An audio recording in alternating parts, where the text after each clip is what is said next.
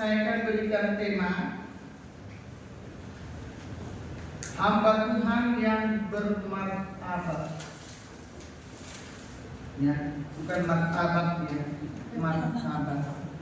Ya, hamba Tuhan yang bermartabat. Kita akan buka Alkitab kita dari kitab Yohanes pasal yang ke-12 ayat yang ke-42 dan 43. Saya akan bacakan untuk Bapak Ibu semuanya. Demikian firman Tuhan. Namun banyak juga di antara pemimpin yang percaya kepadanya, tetapi oleh karena orang-orang Farisi mereka tidak mengakuinya berterus terang, supaya mereka jangan dikucilkan. Sebab mereka lebih suka akan kehormatan manusia daripada kehormatan Allah. Ya. Jadi martabat ini ya, itu identik dengan harga diri atau derajat. Ya. Martabat itu identik dengan harga diri atau derajat. Kita sebagai hamba Tuhan, kita punya harga diri, punya martabat, punya derajat. Ya, melayani Tuhan itu adalah satu derajat yang tinggi. Orang menjadi supir presiden luar biasa senangnya. Ya, menjadi supir pejabat luar biasa senangnya. Pada itu melalui dari ya satu proses panjang ya, dan harus disensor segala macam. Ya, itu aja sudah senang sekali. Nah kita ini ya melayani Tuhan, hamba Tuhan, mengabdinya bukan kepada manusia, tapi mengabdinya kepada Tuhan yang menciptakan alam semesta dan segala isinya. Jadi dia di atas segala-galanya. Itu kita punya derajat yang tinggi sekali Bapak Ibu. Jadi jangan kita jadi hamba Tuhan menjadi menghinakan diri kita karena kita mungkin wah saya tidak seperti si A, si B, saya di desa, saya belum punya ini, punya itu. Ya, itu hanya fasilitas. Ya, itu cuma fasilitas. Dulu saya juga begitu. Waktu saya merintis tidak ada apa-apa, saya membandingkan diri saya dengan teman-teman saya yang wah sudah lalu lalang di mana-mana. Kalau reuni, waduh mobilnya keren-keren, omongannya tinggi-tinggi. Saya kesana naik taksi, ya charter taksi, dan hati saya seperti waduh, ya itu manusiawi. Tetapi saya pulang, ya saya ingatkan kepada diri saya bahwa saya ini adalah hamba Tuhan. Ya, derajatnya tidak diukur dari yang tadi, yang saya sebutkan tadi. Juga bukan karena dia sering diundang khotbah di gereja-gereja besar, hotel-hotel mewah, ya, yang mengundang kasih fasilitas hotel, bukan. Ya, tetapi harga diri kita harus ya kita jaga karena kita ini adalah hamba Tuhan. Ini penting sekali kita perhatikan. Pada umumnya manusia berusaha mendapatkan harga diri di lingkungan masing-masing sesuai dengan keberadaan orang tersebut. Ya, di lingkungan masing-masing berusaha mendapatkan harga dirinya dengan berpenampilan ya yang selalu lebih dari yang lain dan lain sebagainya. Sayangnya martabat yang dibangun oleh banyak orang bukan berdasarkan landasan yang benar. Ya, martabat yang dibangun oleh banyak orang bukan berdasarkan landasan yang benar. Manusia cenderung menghargai diri mereka secara salah. Jadi kalau sudah punya harta itu dia baru menghargai dirinya. Kalau punya titel itu menghargai dirinya. Kalau dia bergaul dengan orang-orang yang kelihatan keren-keren, dia baru menghargai dirinya. Itu salah. Mereka melakukan apa saja demi membuat dirinya dihormati orang lain atau mencari martabat di mata manusia. Ini perlu kita tekankan dalam diri kita, Bapak Ibu, sebagai hamba-hamba Tuhan. Jangan kita membuat diri kita untuk dihormati orang lain dan kita melakukan apa saja, bahkan mungkin ada tipuan dan kebohongan dan lain sebagainya. Bahkan kita mencari martabat itu untuk dipandang orang. Dipandang orang. Ini salah. Saya itu punya teman cerita, dia membantu ada beberapa hamba Tuhan yang masih merintis. Setiap ada pertemuan, ini yang merintis ini ada ketemu, selalu menyalam berlebihan, salam berlebihan dan mengucapkan kata-kata pujian yang membuat teman sendiri risih. Jadi dia bilang, loh, seperti menganggap saya akan menjadi lebih bermartabat dibandingkan kamu karena saya membantu. Itu keliru. Kalau seperti ini saya tidak membantu, teman saya tidak membantu. Karena apa yang saya bantukan itu bukan punya saya, itu punya Tuhan. Dan kamu layak menerima. Saya hanya diperintah karena saya melayani. Jadi kalau sudah kita mencari begitu kan repot repot sekali. Bukan di mata manusia kita bermartabat, di mata Tuhan. Mereka berlomba-lomba mencari martabat di mata manusia yang didasarkan pada sesuatu yang fana, kedudukan, kekayaan, titel, pangkat, penampilan dan sejenisnya. Penampilan itu penting, Bapak Ibu. Tetapi harus sesuai. Kita bantu dan mungkin pakai baju robek. Dan mungkin kumal, dan mungkin juga berbau. Nanti semua orang lari, tidak ada yang mau berteman dengan kita. Apalagi mau kita layan, tidak mau. Tetapi penampilan itu penampilan yang sesuai dengan apa yang Tuhan sudah tetapkan untuk diri kita. Tidak melebih-lebihkan untuk dihormati orang lain. Agar orang lain melihat ini itu, bahkan mungkin kita meminjam. Sampai rela meminjam agar orang lain menghormati. Ini sudah keliru. Jadi berlomba itu mencari martabat bukan di mata manusia. Bukan sesuatu yang fana, kedudukan, kekayaan, titel, pangkat, penampilan dan sejenisnya. Ini terjadi karena manusia sudah sesat orientasinya. Tujuannya itu sudah salah, sudah sesat. Karena tidak mengenal kebenaran yang absolut. Atau firman Tuhan adalah kebenaran yang absolut, sehingga akibatnya tidak mengenal dirinya sendiri dengan benar. Kami tidak mengenal kebenaran, sehingga mengenal dirinya pun sudah tidak bisa. Bagaimana dengan hamba Tuhan? Tadi umum, sekarang hamba Tuhan. Sejak zaman Tuhan Yesus ternyata banyak orang, termasuk para pemimpin, lebih mencari kehormatan manusia daripada kehormatan Allah.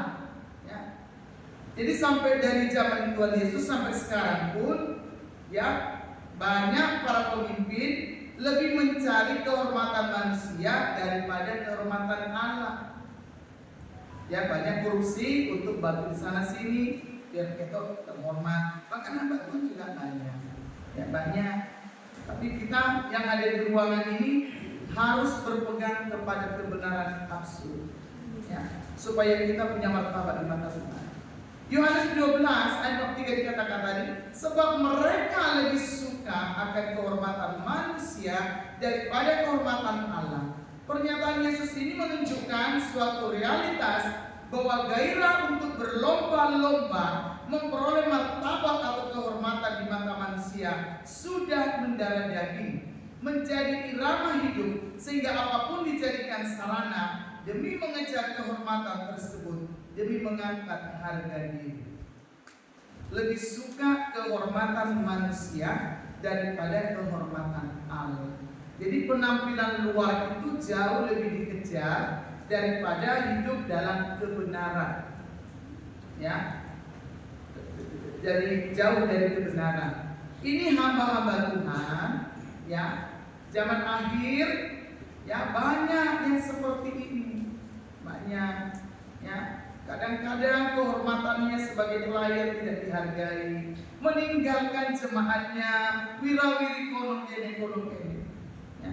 Jemaat itu perlu dilayani, menunjukkan kita punya harga diri dari panggilan kita itu, dan kita bertahan setia melayani jemaat itu walaupun 1 atau 2 atau 3. Disitulah nanti muncul identitas kita, nilai-nilai diri kita, dan martabat kita akan diangkat Tuhan. Bukan jemaat yang banyak, bukan tapi yang duradol, tidak begitu. Tetapi pelayanan yang sudah ditetapkan Tuhan itu kita harus jaga. Kehormatan kita akan terlihat dari pelayanan kita, dari pelayanan. Apalagi kalau kita melayani, mohon maaf Bapak Ibu, saya tidak sedang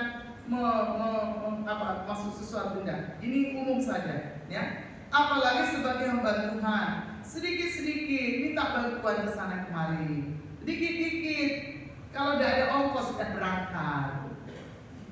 Ada tak yang seperti itu? Banyak. Dan sekarang banyak acara-acara, ya. Saya sering dapat itu, ya. Sudah diumumkan. Nanti akan disediakan makan. Sudah diumumkan dulu. Nanti transport 150 satu mobil, 100 satu mobil. Berapa mobil kali 150 sekian. Ya. Itu bagus.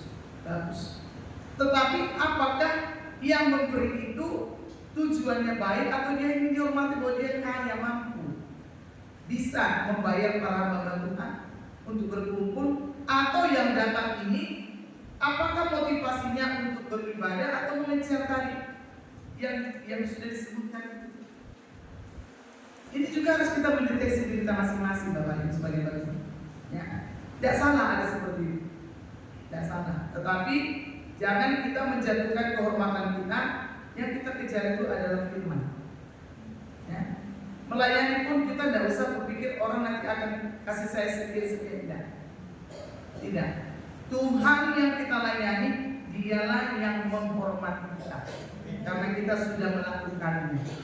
Ya, Dia yang menghormati kita. Dia yang akan menetapkan kepada kita suatu kehormatan karena kita sudah melayani dengan benar. Ya, yang diberikan manusia itu tidak seberapa dibanding yang disediakan Tuhan. Apalagi harga diri kita. Ya, ada orang rasanya, oh itu kaya itu pendeta tahu itu meluai, kok begini. Kalau tidak dijemput, tidak datang, ya, waduh. Ya, itu berisiko terhadap pelayanan kita.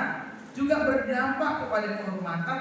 Berkatnya pun pasti nanti hanya kita dapat dari manusia, bukan lagi dari Tuhan. Jadi tidak pernah mengalami mujizat. Ya, karena sudah dari manusia. Tuhan sudah tidak mau melakukan keajaiban. Sudah dari manusia. Tapi kalau kita mengejar kehormatan Tuhan, kita menjaga harga diri kita sebagai hamba-hamba Tuhan, maka berkatnya pun itu dari mujizat dan mujizat setiap hari akan mengejar kita. Kita dikejar, bukan kita mengejar. Saya tanggal berapa? Pak yang kita ke Boyolali, Minggu sore, ya. Kami pelayanan ke Boyolali, itu desa, baru rumah doa, ya. Saya dengan Pak T, Bu Esther, dan saya bawa anak saya bawa supir, ya. Itu melayani sana. Kami saya mengeluarkan pertama dari supir, ya. Tidak ada harap apa-apa pun. Saya masih bawa sembako sama pendetanya, ya. Pulang masih saya salamkan amplop. Tetapi itu martabat saya, bahwa saya yang sudah mengalami kebaikan Tuhan, harus cerita, menunjukkan kepada hamba Tuhan masih di desa bahwa kamu juga punya Tuhan yang sama loh dengan saya. Tidak ada bedanya, layanilah dengan semangat, dengan benar, kamu pasti mengalami. Di jalan mau mengisi pertama, saya tidak cerita sama Pak Pendeta, tidak cerita. Ini baru cerita saya. Di jalan sebelum sampai ke pom bensin mau ngisi pertama, saya ada orang Tangerang kirim saya berkata. Karena tujuan kita itu melayani,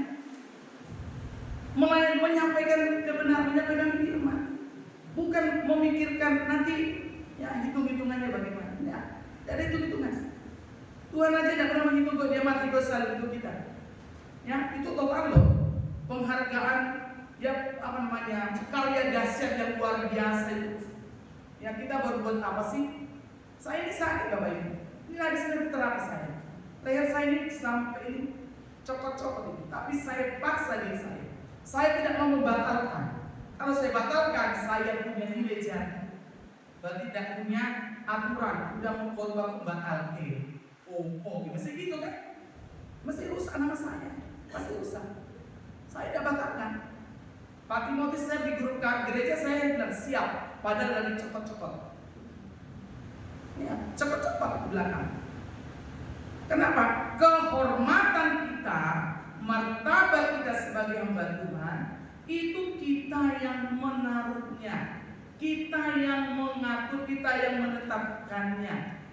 Ya, sebab nilai kehormatan yang kita jaga di hadapan Tuhan itu adalah sedang menghormati Tuhan itu sendiri. Bukan cuma diri kita. Hati-hati, sikap hati harus benar di hadapan Tuhan. Jangan sampai semua hal yang kita kerjakan dan kenakan pada badan kita ini dijadikan sarana untuk mencari kehormatan atau mengangkat harga diri. Jangan sampai. Keserupaan dengan Allah ini menunjukkan bahwa setiap manusia berharga dan bermartabat di mata Allah. Ya, bahwa manusia itu punya harga dan martabat di mata Allah. Keserupaan dengan Allah ini adalah nilai yang sangat tinggi yang Dia letakkan pada manusia. Kan serupa dengan gambar Allah. Berarti nilai kita sangat tinggi. Kita serupa loh dengan gambar Allah. Kalau ada yang mirip-mirip dengan artis, kamu mirip dengan artis ini, bangganya orang, langsung kelepok-kelepok, tambah kenaik. Ini tambah ada karu-karuan. Kamu sama loh kayak bintang film artis Korea, langsung rambutnya cepat-cepat. Itu manusia. Sebentar dia tua keriput, ropos, berbelatung tuh. Ya, tidak ada lagi. Nafas saja betul selesai dah. Karirnya jatuh sudah, tidak ada lagi nilainya. Kita ini segambar serupa dengan Allah. Ya, Sang Pencipta kita itu adalah nilai yang sangat tinggi bagi diri kita masing-masing, Bapak Ibu sebagai hamba Tuhan. Jadi jangan kita mau merendahkan diri kita walaupun kita di desa, walaupun kita pelayanannya tidak semaju orang lain, ya itu hanya bicara tentang waktu saja. Walaupun kita mungkin tidak sekaya hamba Tuhan yang ini, ya kalau benar pasti berkata, pasti. Kejatuhan ke dalam dosa telah merusak relasi antara manusia dan Allah serta antar sesama manusia. Dosa menghasilkan efek merusak pada diri manusia. Jadi dosa itu menghasilkan efek atau dampak merusak pada diri manusia. Meskipun manusia jatuh ke dalam dosa, martabat mereka sebagai makhluk ciptaan Allah tetap ada atau eksis. Dosa bukan hanya mengubah kondisi dan relasi manusia dengan Allah dan sesama, tapi juga relasi dengan diri sendiri. Ya, jadi dosa itulah yang merusak citra atau martabat manusia itu. Dosa itulah yang mengubah kondisi hubungan manusia dengan Tuhan maupun hubungan dengan sesama itu menjadi rusak. Bahkan juga merusak relasi hubungannya dengan diri sendiri. Dia menjadi kehilangan citra diri karena dosa dilakukan. Termasuk penilaian akan dirinya, keberhargaan dirinya, turut salah terpengaruh dalam dosa. Ya. Saya ada kenal satu hamba Tuhan. Kembarannya ini teman saya. Ya, dia dokter S3, dosen, gembala sidang. Bisa bicara hamba Tuhan karena kita sini hamba Tuhan. Ya. Tetapi dia melakukan dosa. Ya. Dia melakukan strategi pembohongan dengan judi online. Ya, kumpul-kumpul nasabah ini, lalu sini kumpul di sekian nanti ini, ternyata dia pusing habis. Dan dia mulai naik mobil gonta-ganti ke kampus, pergi libur ke Sumatera di hotel sana, pergi ke Bali, pamer di media sosial, posting segala macam. Tetapi itu hasil dari dosa. Ya, dan semua orang sudah banyak yang terganggu. Ya, dan jabatannya di kampus sudah dicabut. Ya, sekarang sudah naik motor kembali. Sudah naik motor, tadi belum terjadi. Kapan hari saya ke kampus tersebut, saya lirik, saya lihat, jadi yang sangat dalam waktu saya ras saya. Saya cuma lirik, saya tidak nyapa. Kan kebenaran Bapak Ibu. Doktor teologi, dosen, bagaimana dia mendidik mahasiswa? Bahkan mahasiswa pun ikut dia pusing, bohongi loh, ditipu loh. Mahasiswa itu dibohongi, jemaahnya dia bohongi loh. Pada kabur tuh jemaahnya, yang kaya-kaya kabur. Jadi dia kan merusak citra diri, menjadi merasa diri. Semua orang sudah melihat saya. Ya itu salah karena dosa lagi. Hamba Tuhan itu sedikit saja berdosa, luntur semua, rusak semua. Ya. Saya ada pepatah, ya bukan pepatah, ya perumpamaan. Membangun integritas diri atau reputasi mungkin sampai 20 tahun, 30 tahun baru terbangun, tapi dalam 5 menit hancur, close. Hanya karena dosa. Sama dengan bangunan mewah, hotel bertingkat, gereja besar, ya, menjulang ke langit, dibangun itu dengan perhitungan yang luar biasa, dana besar, waktu yang lama, tapi tiba-tiba ada bom, pluk, selesai.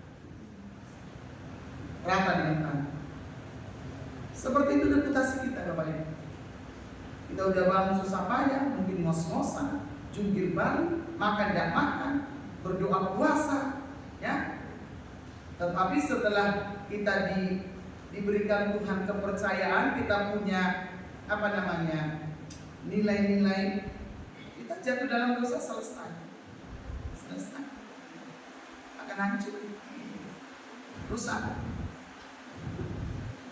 akan rusak. Karena dosa itu ya seperti kita ya, merusak semua. Nilai diri kita berjatuh, sudah tidak dihargai.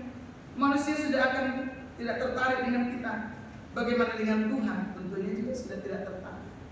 Pelayanan kita akan jatuh, hancur. Jadi menjaga martabat ini penting sekali. Itu perlu kerja keras. Ya, di gereja yang kita gembalakan, kita harus berdiri sebagai hamba Tuhan, sebagai pemimpin yang menjaga pelayanan kita dengan martabat dan nilai-nilai diri kita sesuai dengan kebenaran. Ya, harus sesuai. Kalau tidak langsung remuk, kita remuk. Ya, makanya martabat kita itu ada pada firman, kebenaran yang kita hidupi setiap hari. Ya. Jangan kita hanya bisa menyampaikan, tapi kita sendiri harus yang melakukannya. Karena firman Tuhan itu seperti pedang bermata dua. Ya, kita juga kena. Martabat itu harus dijaga, dihormati. Ya, apalagi kita sebagai hamba Tuhan, ya, sudah tugasnya melayani, tidak melayani. Bahkan ada yang saya dicerita teman saya ini di Kalimantan Barat, masuk ke pedalaman. Dia cerita dengan saya, teman saya ini. Dia bilang, Bu, ini ada loh, om ini loh. Nah kenapa? Masa bilang sama saya ini? Apa ya, kamu ini loh, atur loh jadwal saya, biar saya ke Kalimantan itu beberapa beberapa tuh gereja-gereja dan saya nanti khotbah di situ, kamu atur jam. Terus kamu jawab apa? Aku diam toh. Langsung bilang, kok kamu ngatur satu jadwal kamu? Dan itu aja langsung bilang, apa yang kau ngatur jadwal? Kok dia punya nilai diri? Kok bisa nyuruh orang untuk menjadwal dia supaya semua keliling-keliling mana-mana? Tujuannya apa? Kalau melayani aja, ya toh? Melayani dalam setiap ongkosnya. Tujuannya apa? Dia nanti diongkosi pesawat, nginap di mana? Ya toh, itu bahaya sekali. Bahaya sekali, dan pelayanan sampai sekarang tidak ada. Saya sudah blokir namanya. Saya orangnya begitu, kalau sudah menyusahkan saya langsung blokir. Memang gue pikirin gitu saya. Betul, saya orangnya tegel saya. Ya, karena saya mau mendidik dan blokir. Karena bolak-balik datang ke tempat saya ngeluh. Anaknya mau kawin kok ngeluh ke saya. Loh, si surga anakku sopo. Mau ke Jakarta ibu, ini ongkos belum lah. Kalau aduh saya pusing sekali. Ya ada beras dan aduh saya coba baik-baik. Terakhir difotokan. Ini contoh Bapak Tuhan, Bapak Ibu, kita harus hati-hati sekali ya. Hati-hati. Ini pengalaman saya. Difotokan kwitansi kontrak rumahnya. Loh, hubungannya apa? Bukan saya menyuruh dia kontrak, saya janji mau bayar, bukan. Itu dia yang cari rumah dan kontrak DW. Ya bayar sendiri. Kalau tidak ada kontrak rumah ya tidur di kolong jembatan. Sudah pasrah sama Tuhan. Dikirim ke saya. Ini apa kontrak rumah Bu? Saya sudah bilang, ya Om, nanti kita doakan, Tuhan tolong ya. Ulangi lagi. Saya diam, istrinya terbaring di rumah sakit, difoto di ranjang rumah sakit, bantu doa. Iya Om, saya bantu doa, saya sendiri kurang sehat, belum bisa pilih. Foto meneng, kirim meneng, kok teko, mungkin gitu ya. Saya blokir, arah mobilan saya.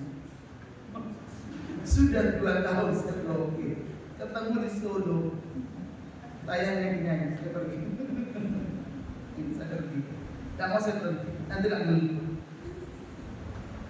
Ya itu martabatnya sudah dijatuhkannya. Dia betul senior jauh di atas saya. Kalau saya sebut namanya nanti Pak saya kenal. Ya, tapi pribadi aja. Tidak boleh di sini. Ya. Itu senior jauh di atas saya. Jadi ini kan merusak. Akhirnya tidak punya pelayanan. Untuk makan saja tidak ada.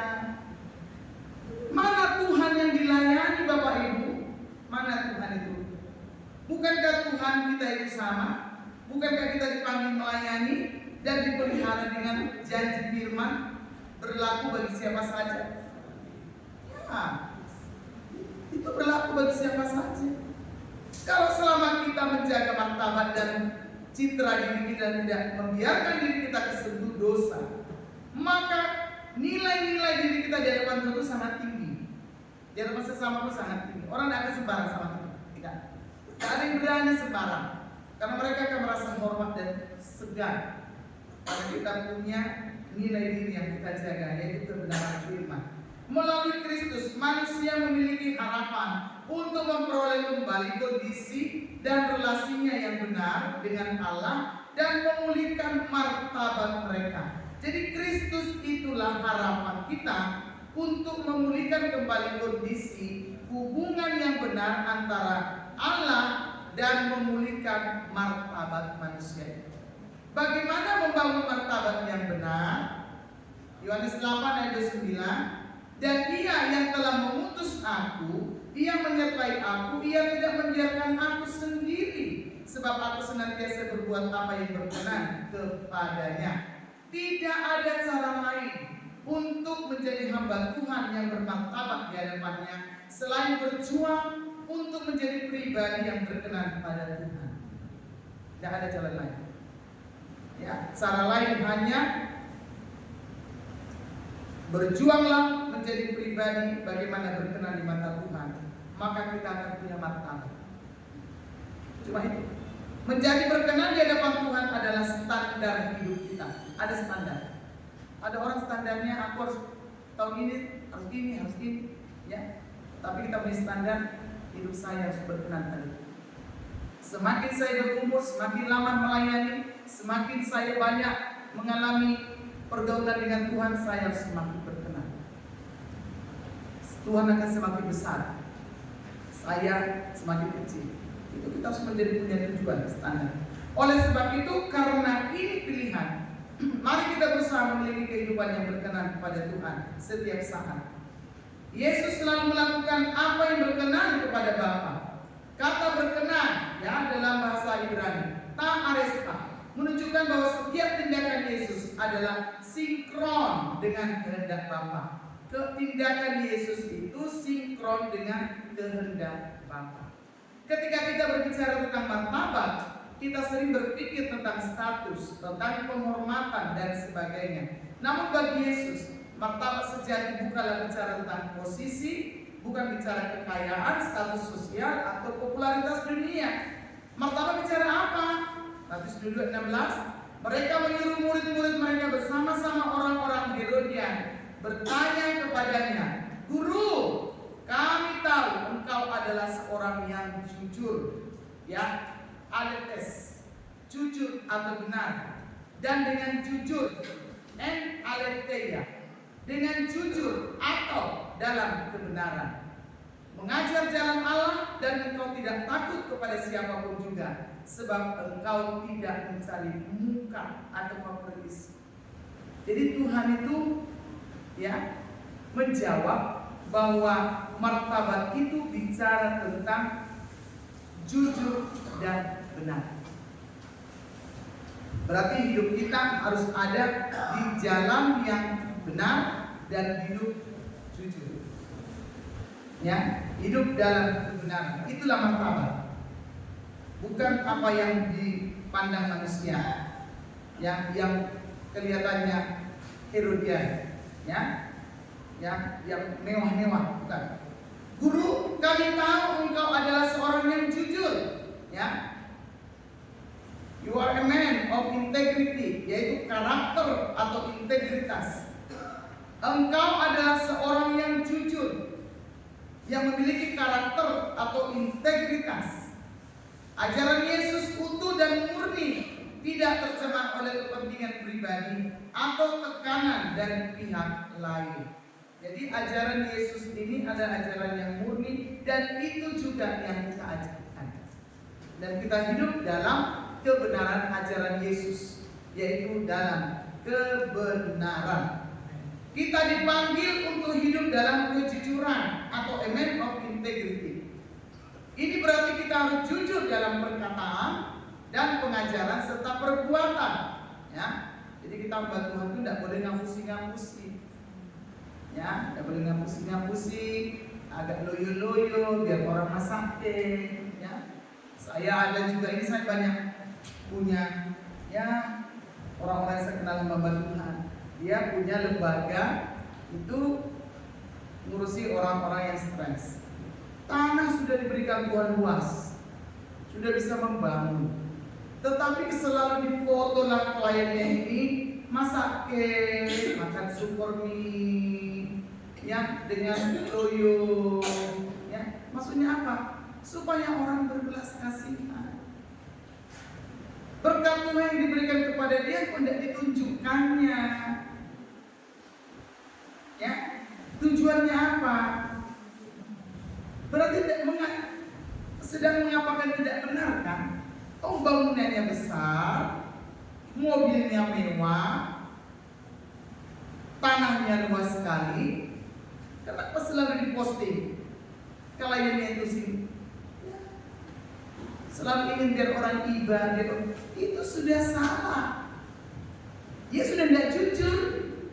Harusnya dia posting bahwa kliennya ini sudah diberkati Tuhan, bagus, rapi, bersih, karena aku benar mempergunakan berkat untuk ini manusia yang dipercayai, dan ini hasilnya. Sehingga donatur tidak senang, ternyata dialokasikan dengan baik. Saya di pagi kalau anak saya berdiri robek, langsung tambah robek, kan? Saya tambah robek, saya buang. Kamu kena di Belandanya, kamu anak Tuhan, anaknya Ibu Rebeka kamu, ngerti kamu? Tidak boleh. Ya, kakinya kotor telapaknya dia langsung masuk kamar mandi, cuci. Tahu kan gelandang? Ini selalu lah. Apa yang benar, apa yang jujur, kenapa tidak dilakukan? Ya. Nah terus berkat taruh di mana? Sekarang orang yang masuk rumah sakit, serangan jantung, kebanyakan berkat. Tiada berkatnya.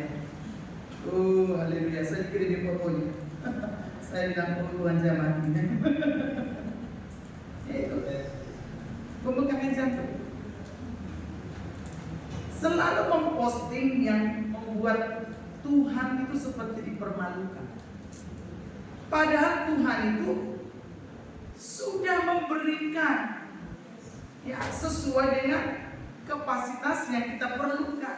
Dan kita jujur harus benar. Inilah yang hasil dari saya melayani dengan benar, ya, dengan takut Tuhan. Ini sekarang hasilnya. Coba kalau ada gereja sudah diberi uang, ada berkat mau dibangun, masih tetap proyek-proyek, ya, bisa-bisa dibakar orang, ya, ya, Tuhan kirim orang jahat untuk digerakkan orang jahat dibakar. Nah, karena udah bohong kan, nipu kan, menipu Tuhan itu. Dan jujur, justru bangga. Wih, saya diberkati, jujur. Ini berkat Tuhan. Ya, seperti saksikan Ibu Karen tadi, ini berkat Tuhan, kebaikan Tuhan. Apa yang saya lakukan puluhan tahun tidak sia-sia. Ya, bukan apa itu, bukan pamer itu, bukan. Apa itu tidak boleh istilah pamer. Nah, tapi menunjukkan bahwa martabat nilai diri kita selama melayani sekian puluh tahun ini loh hasilnya. Aku sudah ditolong Tuhan, perjuanganku ngos-ngosan, aku nahan diri, aku yang tahu keluhanku, aku yang tahu pergumulanku, orang lain sih gagas aku. Ya, tapi Tuhan gagas aku. Ya, itu menunjukkan bahwa kita punya nilai. Kita ditolong Tuhan bukan karena kita minta-minta, tapi karena Tuhan sudah ya melihat betapa kita menjaga integritas diri kita, maka Dia upahi kita. Tidak ada, semua ada hitungannya Bapak Ibu. Berkat yang diberikan kepada itu sudah ada hitungan Tuhan, sudah diperhitungkan, dan waktunya pun sudah dikalkulasi. Makanya kita sering sekali sebagai pembahala ya menjadi pembohong, menjadi tidak jujur, karena kita hanya ingin diperhatikan, ingin selalu disupport, ingin selalu mendapat pertolongan. Sementara Tuhan itu sudah sebenarnya menetapkan bagian bagi setiap hamba-hamba Tuhan yang menjaga martabat dan integritasnya benar. Itu ada upahnya, benar ada upahnya, 100% ada upahnya. Karena itu memuliakan Tuhan. Integritas sama martabat kita itu mempermuliakan Dia yang kita layani. Ya jelas Dia tidak mungkin tahan tidak memberkati. Sudah memuliakan Tuhan. Anak kita baik saja dengan kita hormat, kita rasanya langsung tanya, apa mesti ada itu apa? Padahal dia tidak minta. Karena kita senang. Ya, itu sudah membuat kita senang, Dia menjaga ya nama baik kita. Coba anak kita nakal, tetangga ganggu, langsung kita cengkel ya, merusak nama saya. Saya didikan dengan benar. Kenapa kok seperti ini? Berkurang karena sahabat kita. Karena kita didik kok tidak mau. Jadi Tuhan pun itu selalu ada yang diberikan, dilakukan Tuhan pada hamba-hamba Tuhan yang bisa menjaga integritasnya. Kita harus menjadi a man of integrity, melayani Tuhan ya dengan perkataan, pengajaran dan perbuatan. Pengajaran kita adalah pengalaman yang kita alami dengan Tuhan, bukan pengalaman orang lain. Sehingga itu menjadi jujur, benar, bisa kita pertanggungjawabkan. Yesus selalu mengajarkan kebenaran, kejujuran tanpa kompromi dan tidak mengubah ajarannya untuk menyenangkan orang atau menghindari konflik, meskipun hal itu membawa resiko dan membuatnya tidak populer. Setiap mengajarkan kebenaran biasanya tidak populer karena banyak orang yang senang. Orang senang kalau mengajarkan tentang berkat, kemakmuran, apalagi kalau berkhotbah guyu-guyu melawak-melawak, senang sekali. Ya toh, terbahak-bahak. Tetapi nilai kebenarannya ada. Karena kita sedang untuk mengajarkan kebenaran. Ya, kita mengajarkan kebenaran. Jadi tidak usah mengejar populer tidak apa-apa. Yang penting aku benar. Ya, tidak dikenal orang tidak apa-apa. Yang penting Tuhan mengenal saya. Karena kita ada di dalam kebenaran. Jujur dalam perbuatan, Yesus tidak terpengaruh oleh status sosial seseorang. Ya, tidak usah terpengaruh status sosial seseorang. Tidak usah menjadi iri dan mulai kita gelisah dalam hidup ini karena status sosial. 2 Korintus 5:9. Sebab itu juga kami berusaha, baik kami diam di dalam tubuhmu ini maupun kami diam di luarnya, supaya kami berkenan kepadanya, kepada Tuhan. Kita harus mencari perkenanan Tuhan, baik diam dalam tubuh maupun di luar. Jadi ada komitmen yang kuat untuk tinggal dalam perkenanan Tuhan. Orang bermartabat tidak pernah merasa dirinya berharga dengan fasilitas yang melekat di tubuhnya atau kendaraan atau rumah atau segala prestasi pelayanannya. Dia tidak pernah merasa itu menjadi harga. Itu hanya fasilitas. Walaupun manusia sekitarnya menghormati dirinya, ia tidak memegahkan diri, tidak menuntut penghormatan dari orang lain. Seperti Paulus dalam segala kesuksesan dan prestasi pelayanannya, tidak menjadi alasan untuk memegahkan diri dan merendahkan orang lain. Paulus berkata, tetapi barang siapa bermegah, hendaklah ia bermegah dalam Tuhan. 1 Korintus 10:17. Inilah sikap hati orang yang bermartabat, tidak mencari hormat manusia. Mari kita mengikuti jejak Yesus. Dari teladan Yesus kita belajar bahwa martabat sejati tidak diukur dari kekuasaan, tidak diukur dari kekayaan atau status sosial, tapi dari integritas, kerendahan hati, ketaatan dan kasih. Disinilah sebenarnya letak keberhargaan kita sebagai hamba Tuhan. Ya, jangan merasa minder karena kita belum berlimpah secara ekonomi. Ayo Bapak Ibu, kalau pelayan di desa masih naik motor, tidak usah minder. Ya, melayani Tuhan selalu manisih, ya loh. Dulu saya jalan kaki dan motor jalan kaki, mana-mana jalan kaki, terposok. Jangan minder karena kita belum berlimpah dengan ekonomi, rendah dalam pendidikan, tidak ada pangkat atau kedudukan di suatu organisasi apapun. Selama mengerjakan pekerjaan Tuhan dengan kerendahan hati, dengan ketaatan dan jujur, benar-benar tulus untuk kepentingan Tuhan dan bukan bagi diri sendiri, itu adalah kehormatan. Ya, jadi kita ini harus memikirkan kepentingan Tuhan, melayani sebagai hamba Tuhan, memikirkan kepentingan Tuhan, bukan kepentingan diri, tapi kepentingan Tuhan. Itulah kehormatan. Kita terhormat. Ya, sangat terhormat. Itu sebabnya kita tidak boleh membuat diri merasa berharga, membuat diri bermanfaat karena faktor lain seperti kedudukan, pangkat, gelar, penampilan, kekayaan, ijazah dan lain-lain, melainkan pada karakter dan integritas dalam melakukan pelayanan. Ya, saya waktu ke Boyolali dengan Bapak Ibu Timothy, sudah besoknya itu saya masih pergi berobat. Supir saya ini cerita, bilang, Ibu, kemarin itu waktu ke Boyolali, saya perhatikan yang mereka yang di rumah itu, sudah saya muslim, ya. Di rumah itu kok menghormati sekali ya, keluar semua di depan rumah, ditunggu sampai kita jauh tidak kelihatan. Waktu datang sudah di luar semuanya seperti ya apa namanya, ya, sangat welcome. Ya, mereka sangat menghargai, ya, sangat menghormati, senang didatangi di bisa menilai, bisa menilai cerita sama saya.